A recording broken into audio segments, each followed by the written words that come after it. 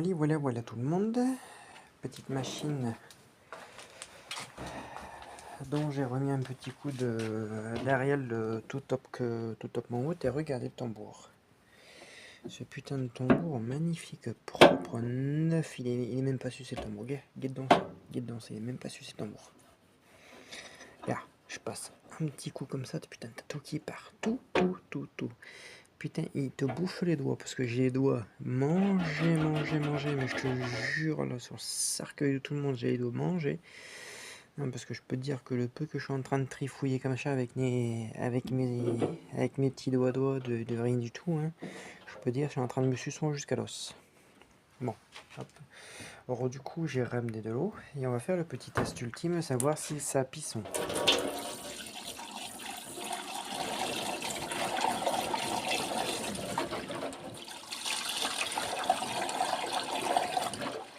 Voilà, hop. Et nous allons voir par derrière ce que ça donne. Et là, tu vois, ça ne pisse plus. Alors, j'ai un doute sur tout. Parce que ça casse les couilles. Tu vois, là, ça pisse pas parce que je viens de remettre l'eau. Parce que de toute façon, c'est sûr et certain que ça doit pisser. Hein. C'est sûr et certain. Hein.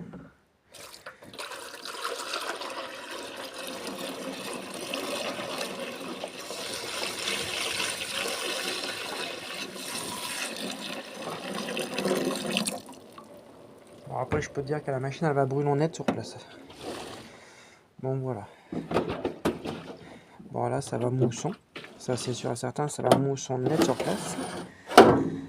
Là, par contre, je vais la remplir jusqu'à niveau d'eau de Preciosta.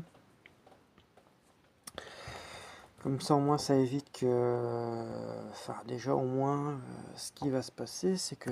Putain, la taille de... Dans ce tambour, je sais pas, il me fait triquer ce putain de tambour de merde. Je te le dis. Voilà, regarde. Tu vois, au niveau d'ici. Il est où mon petit Ariel? Putain de merde, je me chie dessus. Putain, vous me faites péter, vous me faites rôter. Non, mais vous me faites honte, là. Vous me faites péter, vous me faites rôter. Bientôt, vous allez me faire dégueuler, je vous jure. Putain, c'est pas possible. Hein. Bon, je sais que de toute façon, ça fait rire tout le monde. Hein. Quand je pète, je rote, bientôt je vais dégueuler. Voilà, je vais te lâcher une grosse marre par terre, mais il y en a, ils vont se marrer de joie, je te le dis. Bon, alors tu vois, à peine que je mets un petit coup là réel, il y a tout qui part. Ce putain de produit, tu vois, il est extrêmement nocif parce que tu vois, il m'arrache la gueule, je te jure, comme rien. Mais il est d'une putain d'efficacité, je te jure, c'est un truc de malade. Il est d'une putain d'efficacité, je te jure, c'est un truc de malade. J'ai jamais vu un détachant aussi putain déjà du surpuissant, un truc de malade. Tu vois, j'ai même pas les mots, Après, pour répondre à la petite question de Clo-Clo, ces putains de machines-là, tu vois, c'est la simplicité même. Quand tu regardes l'ingénierie de l'époque, dans les années 60-70, parce que ces machines-là ont commencé à partir des années 60, voilà, c'était déjà du tri, du moellon avec du tri. Dedans, il y avait 2 trucs. Mais quand tu regardes la composition de la cuve, c'est la simplicité. Regarde. Tout est simple d'accès, tout est facile de démontage, de remontage, tu vois. Tu fais une statue comme ça, avec une putain de cuve inox, je te jure, ça c'est les pelles à merde, à mort, mais je te jure, c'est un truc ça, mais ça tourne du feu de Dieu. Putain, comment ça se fait que les ingénieurs, putain, ils t'ont pas mis des cuves inox sur ces pelles à merde là, qu'ils ont été foutre des cuves en acier émaillé, bordel de merde. Bon, les mailles, enfin après les mailles, c'était la grande classe de l'époque. Il fallait se dire. Mais putain, si je peux trouver une société, et je peux te le jurer sur tout ce que j'ai pu faire, si je peux trouver une société qui dit on peut refabriquer des putains de tambours comme ça, je te jure, mais alors je te fais péter le compte en banque et je te fais un prix de putain de... Je te fais un prix de fils de pute, c'est pas possible. Je te jure, si ça peut se refabriquer, cet tambour-là, mais je te le jure, mais je le fais refabriquer en millions, mais en taille le double, en 10 kilos, en volume de 100 litres. Mais je te jure, je te fais des tambours comme ça de 100 litres, 600 tours, 700 tours, c'est largement suffisant. Ça sort super bien, ça lave, ça te retourne le tambour. Mais alors là, je te jure comme jamais, mais putain. C'est la classe de l'époque, c'est la classe, la fiabilité, la robustesse. Putain, mais tu peux pas dire tes tambours comme ça. Y'a pas à chier. Putain, dis-moi dans les commentaires ces tambours-là, mais y'a pas à chier, c'est la simplicité, la robustesse, la qualité. Putain, tu peux pas me dire dans les trucs que c'est de la merde. Putain, regarde les pelles à merde de maintenant. Tu prends cette stato-là. Tu prends ma Samsung, tu la mets côte à côte. Tu mets 40 degrés, programme normal, lavage. Tu lui fais faire son cycle, tu lui mets les deux en départ. Je te mets 150 balles sur la table. Moi, je te dis, celle-ci, elle va terminer avant et ton linge va être encore plus propre que l'autre pelle à merde que j'ai. Je te le dis, ça, c'est des pépites en or. Ça, c'est des machines de malade. Ça tourne, c'est fiable. Les moteurs, c'est des putains de moteurs increvables. Regarde les tambours, c'est des volumes de bâtards. Putain, c'est une 50 litres quand même. Et une réelle 50 litres. C'est pas une 50 litres de PD comme ceux de maintenant qui disent 5 kilos alors que t'en fais seulement que 3,5. Et baisse tes morts, c'est pas possible. Baisse tes morts, c'est pas possible. Non, mais sérieux. Là, je vais lui mettre l'eau. Je vais rechercher de l'eau pour la remplir vraiment. Juste attends que j'entends le petit clac du Prestasta. Voilà. Mais là, c'est pas possible. Dites-moi dans les commentaires, soit c'est moi qui suis fou, soit c'est moi qui suis con. Mais des machines comme ça, mais putain, mais... Putain, quand tu vois ça et quand tu vois qu'il y en a, ils sont en vente, mais putain, mais choper, mais taper dedans, il y a encore des pièces. La manchette, regarde, refabrication de la manchette spécialement pour moi. Bon, je l'ai payé un joli petit billet, je peux te le dire, mon copain.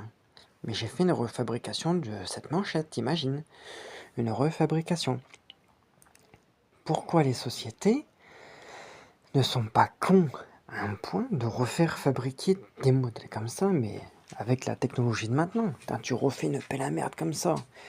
Allez, tu refais un truc, mais voilà, avec les normes euros de maintenant, mais putain, mais ça se vend comme du petit pain. Fiabilité, longévité, bon, c'est sûr que la société, elle va fermer avant même que tu fasses, tu vois, un petit pécule. Hein. C'est pour ça que les sociétés, tu vois, ils te font du prends, je jette de suite, hein. Même si ça te coûte un bras. Tu vois, j'en ai des hauts de cœur. Je te jure, j'en ai des hauts de cœur, tellement que tu vois, ça me casse les couilles, tu vois, des machines comme ça. Tu vois, qui vaut un pesant d'or, qui sont magnifiques, qui sont belles, tu vois, c'est des chromes, c'est ancien, c'est la simplicité même, c'est la beauté humaine. Et que ça, tu vois, c'est pas entretenu par les sociétés. Alors que ça, putain, ça fait partie d'un patrimoine français que nous, Français, nous avons, qui sont quand même un pesant d'or pour nous. Vous avez Peugeot, vous avez Renault, les 4L, les R5. Vous avez Brandt, Vedette, qui est un groupe français, qui est putain, on a un patrimoine français qui est plus énorme, qui est plus dans la moyenne actuelle et de tous les pays. À l'heure actuelle, nous avons un patrimoine dans les mains qui part en couille, les gars. J'ai jamais vu ça de ma vie. Le patrimoine français part en couille. Et quand je vois ça, j'ai mal au cœur. J'en suis malade. Je vous le dis, des fois, j'en fais des nuits blanches, je vous le jure. Quand je vois qu'il y en a, ils matraquent ces bébés, ces beautés, je te jure, ces belles pelles à merde, là. Mais putain. Bah, les trêves de Calijade, je m'en vais, tu vois, je m'en vais récupérer de l'eau, la remettre dedans en attendant le petit clac du Prestasta et je vous reprends. Alors du coup, je vous dis à de suite. Bon voilà, j'ai remonté ça plus le seau. Là, j'ai mis un peu de lessive Ariel Pro. Parce que l'Ariel Pro, ce qui est bien,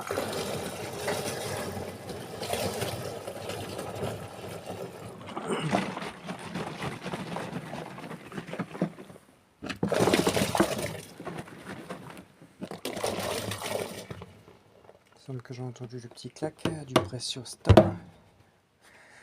toute façon, je vais dessus, c'est fixé. Putain, ça te fait quand même un putain de volume d'eau d'enculé là. Et bon, du coup, je vais laisser ça. Il y a ça pour le rinçage. Lavage normal. Baisser ça, fermer ça. Je la mets en élec, je lui rince les meubles. Voilà. J'en mets en élec dessus et je le reprends.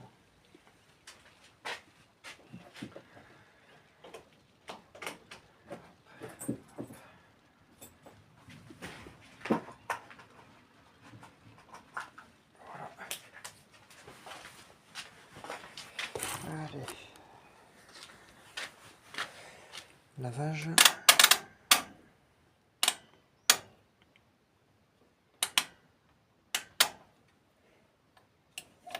Ébullition. Parce qu'elle va vidanger.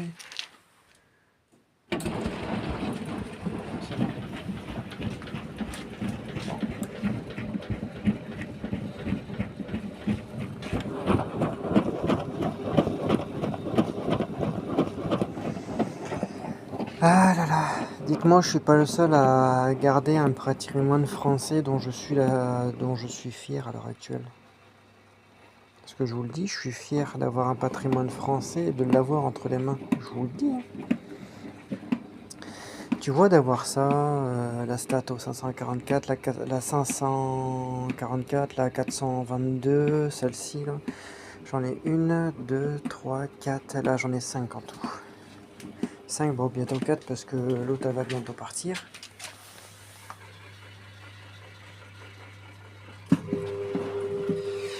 La 422 va bientôt partir, c'est le poteau... Oh putain, j'ai cru qu'elle vidangeait quand. J'ai eu peur.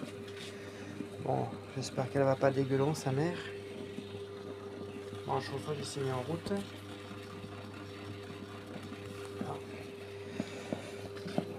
Oh yeah, je vais dégueulon, monseigneur. Bon, c'est pour la bonne cause. Pourtant, j'ai rien mis en lessive. Hein. Bon, après, il y a ça aussi, ça mousse à mort. J'ai fait un petit swap, j'ai mis un petit peu de la As délicat dedans, histoire d'augmenter un peu le pouvoir mouillant, tu vois, de ça. Bon. Tu vois ce qui me paraît bizarre? Ça fouillons pas.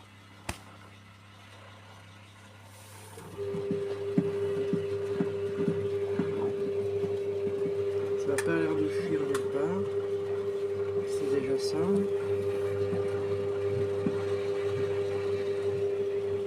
Non. Restons optimistes. Alors du coup, petite ébullition et première ébullition. Là je vous dis dans le garage, ça va sentir à l'arrière, je vous jure, ça va sentir à mort.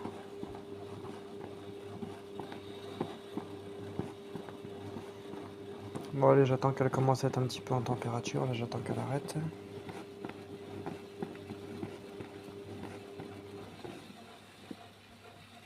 L'eau elle est déjà chaude. Si je vous dis que l'eau elle est déjà chaude, alors que j'ai mis de l'eau froide, ça fait même pas 5 minutes. Pour vous dire que déjà, vu la taille de la résistance quand je l'ai retirée, vous l'avez bien vu, elle a une gueule, cette pute de résistance, un truc de malade. Mais alors là, waouh, ça chauffe à mort ça, hein. Je peux dire ça débite à mort. Hein. C'est ma facture qui va être bon, je te dis monseigneur.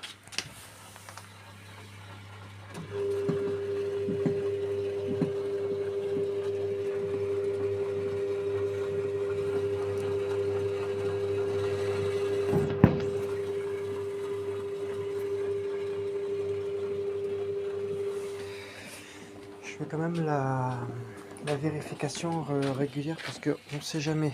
C'est la première mise en route avec une ébullition que je fais.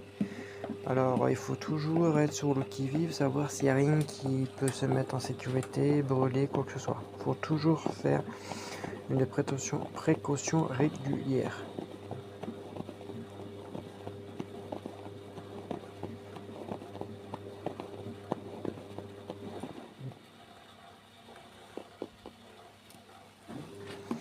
Après ça sent bon. Je me reste un peu les mains.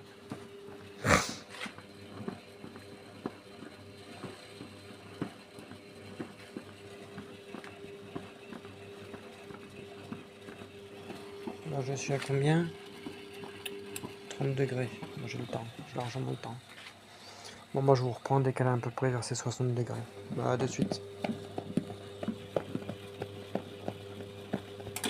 Bon voilà, j'ai dû remettre la machine à zéro niveau du programme parce qu'elle était à la fin du programme et j'ai pas eu le temps de... Enfin, heureusement que j'ai pu arriver à temps, autrement le vidanger. Du coup je l'ai remis à zéro et nous sommes un petit peu plus de 60 degrés. Ouais. Et on peut voir ces petites bulles et la vitre commence à être bien chaude. Alors elle monte déjà bien en température, on peut voir ces petites bulles bien caractéristiques de l'époque et l'odeur qui commence à remonter petit à petit.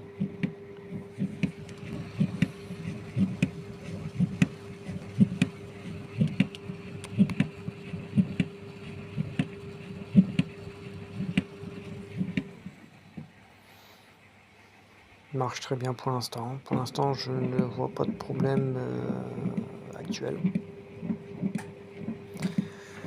Après, la sonde, elle est juste derrière le bac à lessive. Il y a le bac à lessive que je nettoyé. Je vous avais montré la sonde de température. La sonde est juste là. Alors, du coup, ça fait que les températures sur ce modèle-là ne sont pas les vraies. Ça veut dire 30 degrés qui fait à peu près 35-40. Parce que là, quand je l'ai mis à 40 degrés, l'eau était vraiment chaude, comme une 45-50 degrés. Alors je pense qu'avec celle-ci, ce qui a dû se passer pour que derrière les petits tétons qu'on prend pour ouvrir le tambour, et comment ils ont brûlé, il y a dû y avoir deux possibilités. Soit la machine ne s'est pas mise en eau, voilà, programmateur qui fonctionne bien, soit la machine ne s'est pas mise en eau. La résistance s'est mise en route, du coup ça a fait fondre quasiment les petits tétons. Du coup la dame elle a dû peut-être s'en séparer. Ou il y a dû avoir un problème autre parce que pour brûler une cosse comme ça, il faut déjà y aller. Alors bon, on peut voir au niveau d'ici, il n'y a aucune fuite, il n'y a rien du tout. Ça a l'air de bien se passer. Elle fonctionne bien, elle tourne pas mal. Elle a un très bon rythme de brassage. Voilà. La petite plaque numéro de série, c'est le numéro 204. Voilà, ça c'est le programmateur. Il y a eu...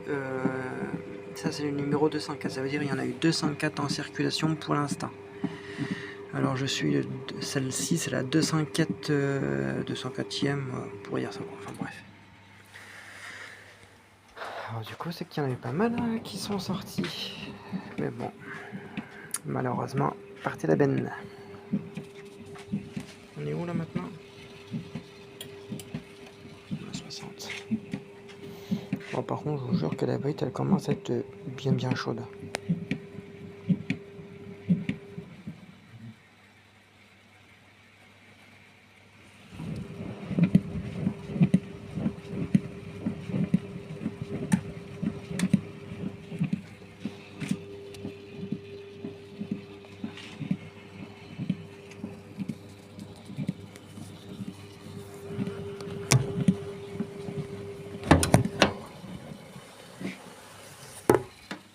Regardez la vapeur qui s'échappe.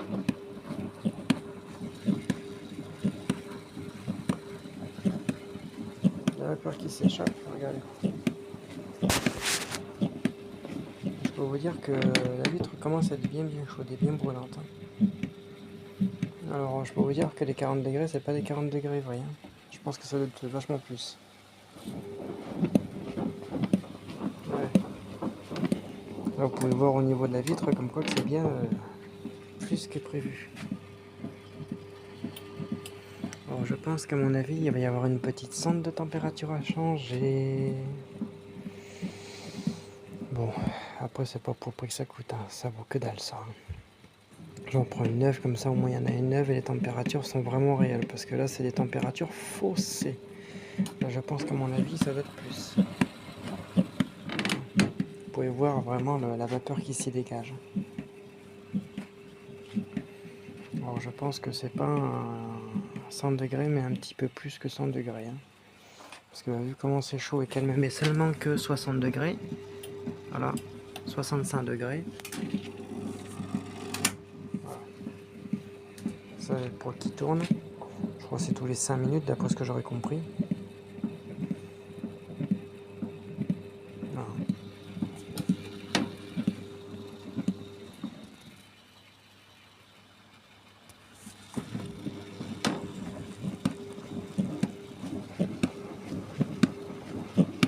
Je peux vous dire que bon, là on peut pas le voir comme ça, mais ça fume pas mal. Alors je vais éteindre la lumière, je vais voir si on peut le voir avec la lampe. Normalement, on devrait le voir. Voilà. Là par contre on peut voir la fumée qui s'y dégage. Alors je dois être à peu près dans les alentours de 70 degrés là, sûr.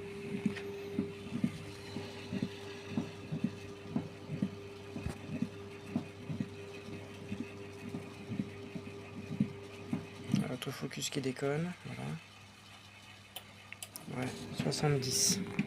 70 qui fait un petit 80. Alors là je vais la faire tourner encore 5 minutes, 5-10 minutes. Et là je vais enclencher la vidange. Mais la vidange que je vais remettre dans le tambour pour nettoyer la pompe et tout ça, tout le corps de pompe complet. Parce qu'avec la température, ce que ça va faire, c'est que ça va vraiment bien tout nettoyer. Alors je vais l'arrêter.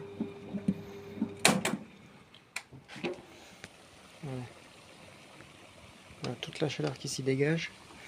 Et regardez-moi ce tambour magnifique brillant. Alors là je vais laisser retomber la mousse. Et vous allez entendre le bruit corrélé seulement qu'avec que l'eau. Alors on va attendre quelques petites secondes. Je vais ouvrir la petite porte. 3, 2, 1, écoutez.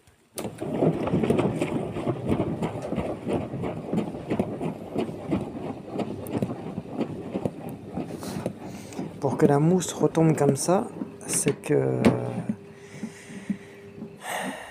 derrière la cuve elle doit être bien sale.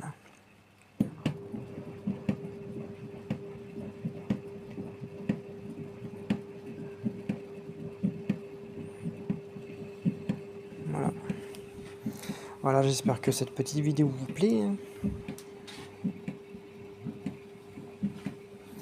Mais bon, ça c'est sûr et certain, je pense qu'il y a la sonde qui commence à déconner, alors du coup voilà.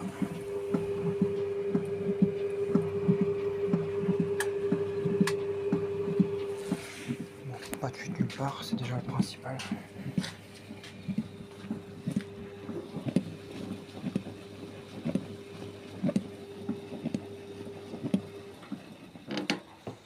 Voilà, je l'arrête au niveau température. On doit être à peu près. Ouais. Je vais l'arrêter. Comme ça, elle va pouvoir retomber un petit peu en température. C'est largement suffisant. Il y a la fumée qui s'y sort. Oh Dieu dis quoi. Ah, je peux vous dire que dans la garage, ça sent déjà bon.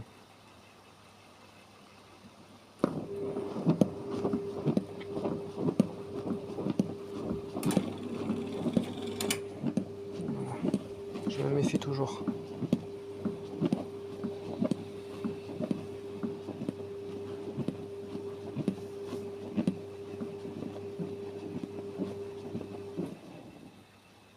Putain, le tambour, comment il brille. Ah, je pense que ma petite astuce, il y en a beaucoup qui vont l'utiliser. Hein. Ah, tu as un tambour dégueulasse d'une chargement par-dessus, tu fous ça, tu laisses agir 2-3 heures facile, même, allez, je vais te dire une nuit, tu la mets demain, tu la mets le lendemain à 90, ton tambour il est comme neuf. Hein. C'est peut-être une pelle à merde, tu vois, qui te bouffe les doigts, mais c'est quand même efficace cette saloperie. Hein.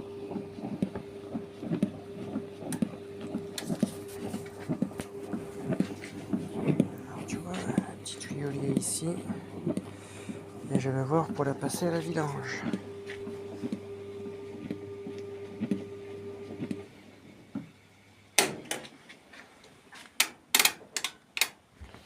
Normalement, ça devrait faire la vidange.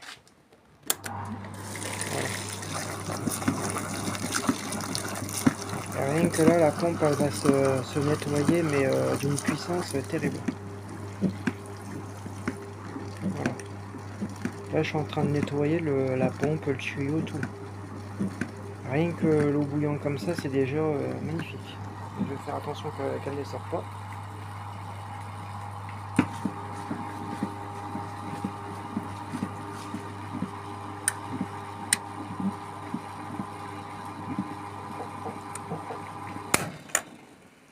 Voilà. Bon, le tuyau est nickel. Tout ici, c'est propre. Bon, je vais commencer à la vidanger. Bon, je vais mettre dedans. Bon, là, dedans, il y a des détritus. On sent bien un peu les couilles. C'est juste pour y vidanger, tu vois, la flotte. Alors, du coup, je la vidange. Il n'y a plus l'air d'avoir de fuite. Bon, je commence à la vidanger. Je vous montre la première eau de vidange. A de suite. Je pense que vous n'êtes pas près du jus. 1, 2.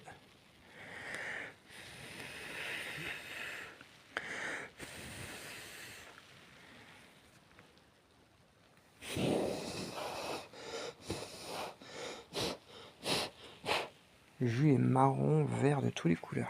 Dégueulasse. Alors, je peux vous dire que déjà la pompe elle est en train de débiter sévère, bien comme il faut, et c'est en train de bien la nettoyer. Là, je laisse un petit peu le jus macérer dedans. Là, je vais y mettre la flotte froide pour vraiment bien la nettoyer. Et du coup, c'est bon. Je finis de la vidanger, je vous reprends. Bon, voilà, machine finie. Et bien, en voulant filmer, et bien ça, le téléphone il est tombé, et bien écran explosé. Alors du coup, bon, j'espère que le téléphone il va me tenir encore un petit peu en attendant que je puisse le changer. Bon. Il faut que j'y fasse attention parce que là, la prochaine chute, là ça va être la fatale. Bon, là elle a essoré, voilà. Voilà, là elle a essoré, là je vais y mettre l'eau pour la rincer. Là je vais remettre le truc là-dedans.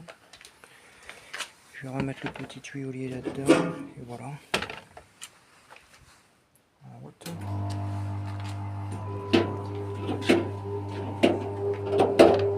De toute façon, on ne fait qu'un essorage intermédiaire.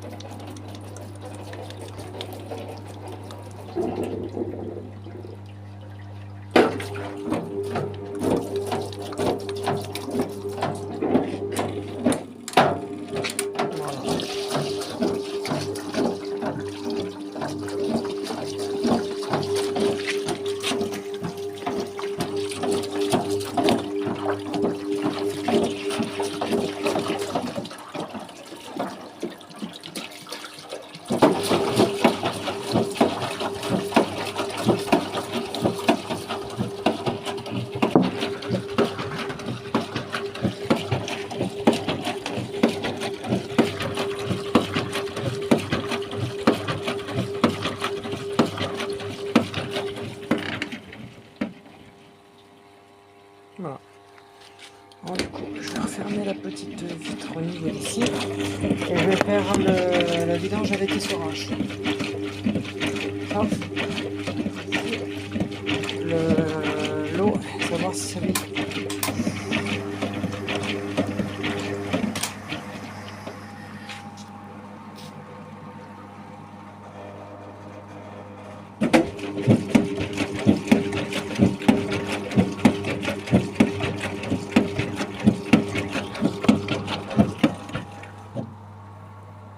Voilà le essoré, là j'ai bloqué pour que je puisse vous montrer l'essorage avec un peu d'eau dedans pour rincer la cuve.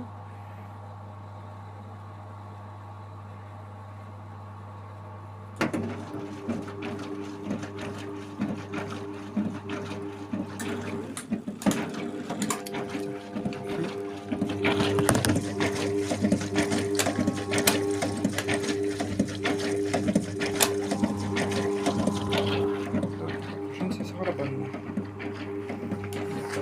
Fuite. C'est bon, il n'y a pas de fuite. Après, il y a une pression, j'ai une pression entre les doigts, c'est horrible. Alors, j'espère qu'elle va vidanger parce que là, j'ai les doigts démolir.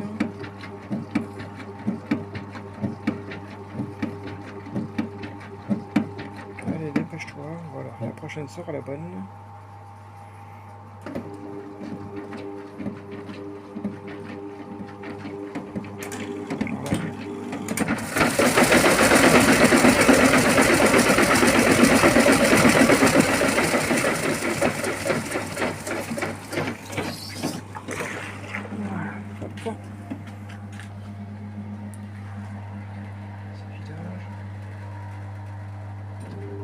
Voilà, il n'y a plus d'eau dedans.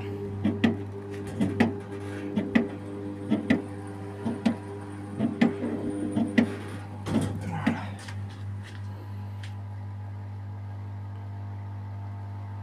Et du coup, il n'y a plus de couleur au niveau d'ici, c'est que le joint est bien fait. Bah, je fais le dernier rinçage et voilà. Et du coup, on sera bon.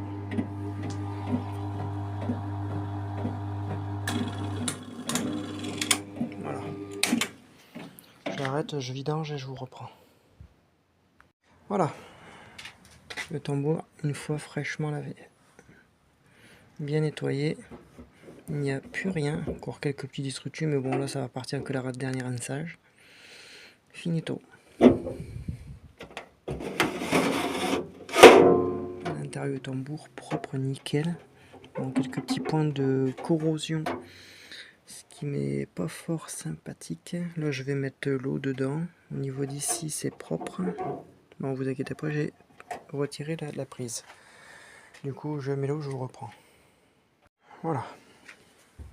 J'ai mis que ça, c'est largement suffisant juste pour faire un rinçage cuve.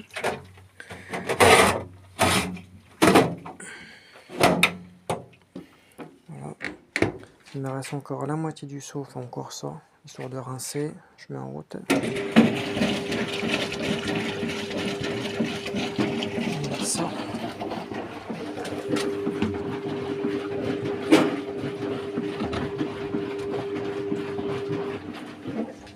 Voilà. Là, le rinçage est largement suffisant. Là,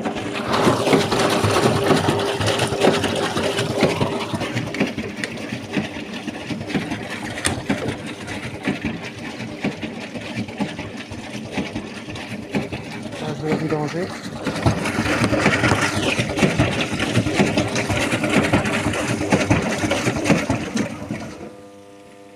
Un petit cran pour la vidange.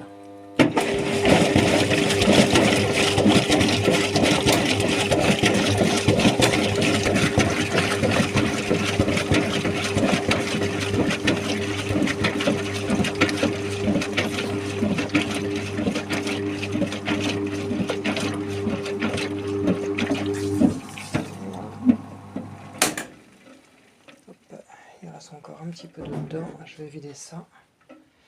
Évitez d'en foutre partout, je vous reprends dans quelques secondes.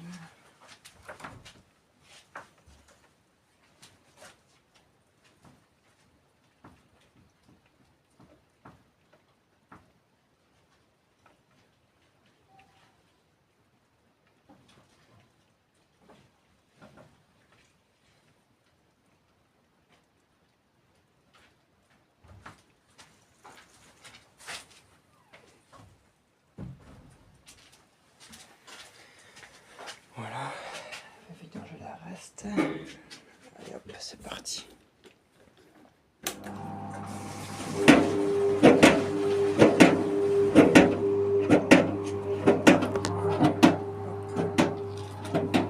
Je vais faire son petit cran d'essorage. Et là, c'est bien 5 rinçages, sans le arrêt rinçage et sans le synthétique et fragile.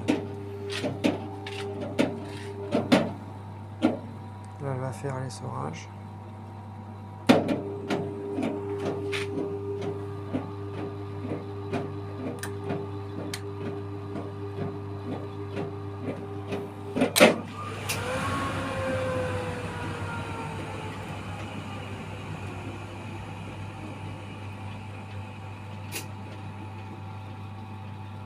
Il n'y a aucun bruit de roulement, c'est magnifique. Bon, je fais le dernier rinçage et je vous montre. À de suite. Bon, voilà, je vais mettre l'eau. Bon, C'est vraiment le fond du tambour, mais c'est largement suffisant pour rincer le tambour.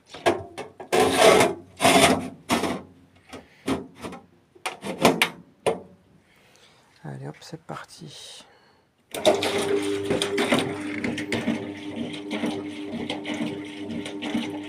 Voilà, c'est genre juste de rincer le fond de la cuve, histoire que ce soit propre, quoi.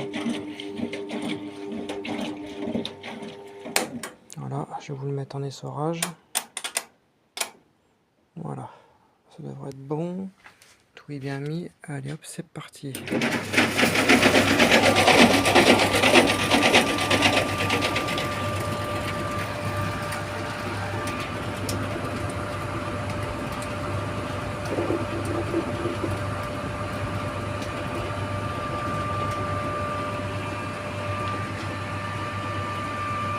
Voilà. 520 tours, ça a tourné quand même fort, non?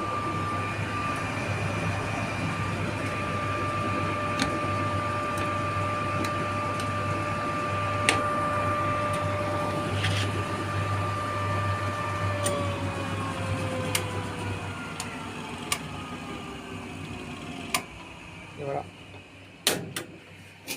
Machine terminée.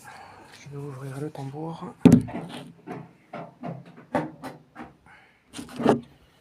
Regardez ces petites gouttes, comment elles vont déperler. Et voilà. Machine terminée. Pour la sécurité, je vais retirer la prise. La sécurité est toujours primordiale, parce que sur ces anciennes bécanes là, il n'y a pas de sécurité de porte comme vous pouvez voir. Et du coup voilà, maintenant je vais vous laisser admirer ce petit tambour magnifique, comme il brille de mille feux. Voilà. Bon, une sonde de température à changer, c'est bon quoi. Du coup, machine terminée. Voilà.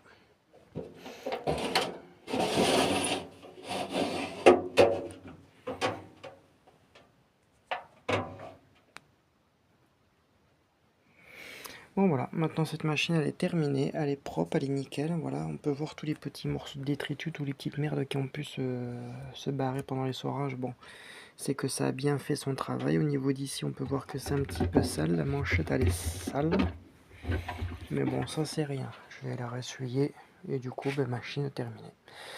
J'espère que cette petite vidéo vous a plu, voilà, et n'hésitez pas, voilà, lâchez vos plus gros commentaires. Bon, la problématique c'est que cette machine est énormément lourde comparée à la LG, celle que j'ai dans le fond, ou la 444, c'est le poids qui est quasiment doublé. Celle-ci elle fait plus de 100 kg. Quand je l'ai sortie de la voiture, j'en ai chié. Elle est trop lourde. Pour me la remonter à l'étage, pour me la faire, je ne peux pas. J'ai essayé, je voulais vous faire la surprise tout à l'heure, je voulais essayer de la remonter, mais là c'est impossible. C'est impossible. Je ne peux pas la remonter, je suis dégoûté, je ne peux pas vous faire les vidéos, je suis sincèrement désolé, dégoûté, je suis dépité.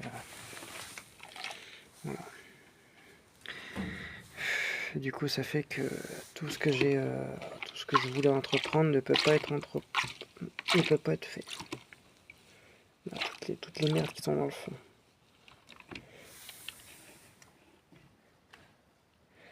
Et toutes les merdes qui sont dans le fond, voilà, tout ça c'est les saloperies. Après, je peux vous dire que ça pue. Elle pue, la machine elle pue. Bon, voilà, je vais retirer, je vais en profiter tant que vous êtes encore ici pour vider la cuve de son eau.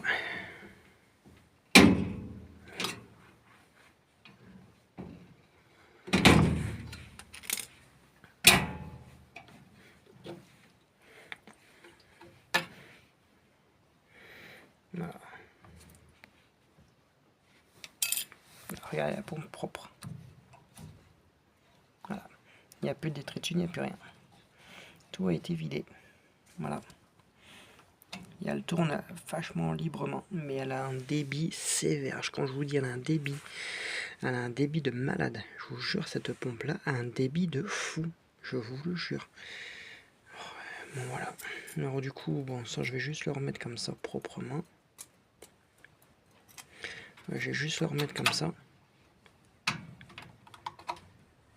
Voilà. Ça, je vais le laisser juste au niveau d'ici. Voilà. Bon, du coup, voilà, cette petite vidéo se termine. Merci à tout le monde pour un petit message fort sympa. Partagez, likez, abonnez-vous en masse et vous aurez beaucoup plus de vidéos. Je ferai beaucoup plus pour vous. Vous avez un problème quelconque, vous avez besoin d'un renseignement, je serai là pour vous. Alors d'ici là, passez une très bonne semaine. Aussi, j'ai quelque chose à vous annoncer. Je pense que beaucoup, quand ils voient ça, ils vont se dire « Ah, petit changement de programmateur, oui. » Je vais voir cette semaine, peut-être pas demain, parce que demain j'ai des rendez-vous, peut-être ce week-end pour changer le programmateur de ma 544. Voilà. Alors du coup, je vais changer le programmateur de ma mémère maman, de la mémère qui est marron. Voilà, celle que j'avais fait les vidéos que j'avais récupérée, qui était comme neuve aussi. Voilà, que ma grand-mère possédait. C'était celui-ci, mais à part que, au lieu que ce soit un thermostat, c'était un sélecteur comme la 422. Mais voilà.